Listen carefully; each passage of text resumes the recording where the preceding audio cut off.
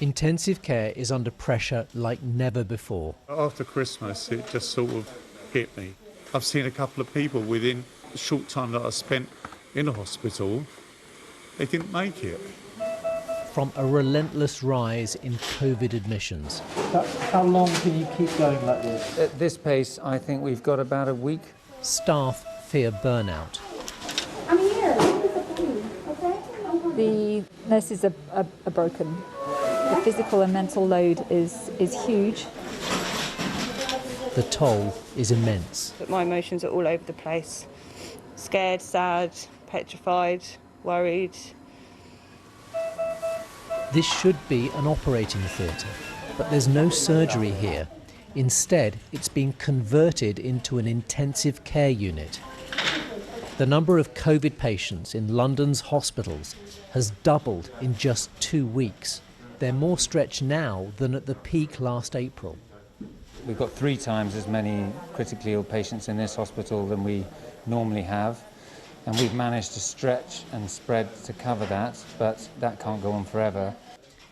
Intensive care is expanding across University College Hospital, a children's area now for desperately sick adults. Every day, more wards are being transformed into ICU, ready for the next influx. But senior staff are worried. Got plans that we can expand for another week at this rate, but after that we really need to see it slow down, or we're going to see the care we can deliver suffer, I think. We'd be running so thin on staff that you just physically couldn't look after critically ill patients. 1, 2, 3, 4, 5, 6. It would be ideal if we had one more per. The ventilated patients are turned twice a day. Lying on their front, proned, helps get oxygen to their lungs. 9 staff are involved in this delicate procedure. Okay, we're going to go all over on 3. 1, 2, 3. To ensure breathing tubes, drug lines, all the paraphernalia of critical care are not disturbed. Thank you. COVID has made this a winter like no other. Attila is 67. Over the holidays, coronavirus spread through his family. After Christmas, it just sort of hit me. He just sort of went bang. I just couldn't breathe at all. I didn't think I'd actually make it through. And you're gasping. It's like, there is no oxygen around. And it Frightening. Really, sorry? Frightening. Very, very frightening. Very. There are 3 pregnant women in intensive care.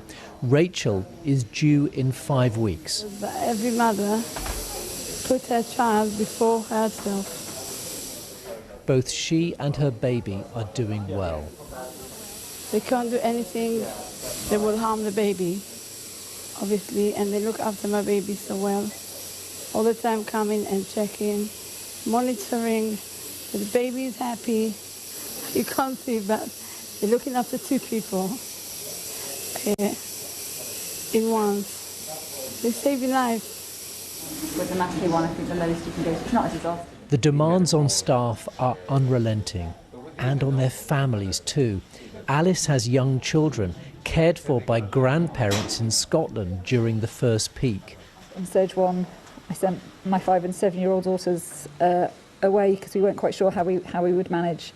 So I had my 5-year-old in tears last night at the thought of another lockdown because she thought that meant I was sending her away again.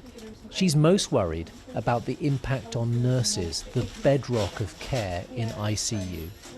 It's not uncommon at the moment that I've come to work, I've walked into the unit to find nurses crying. The physical and mental load is huge, and I'm really worried that we're going to break a lot of nurses. And what about the doctors and as doctors, well?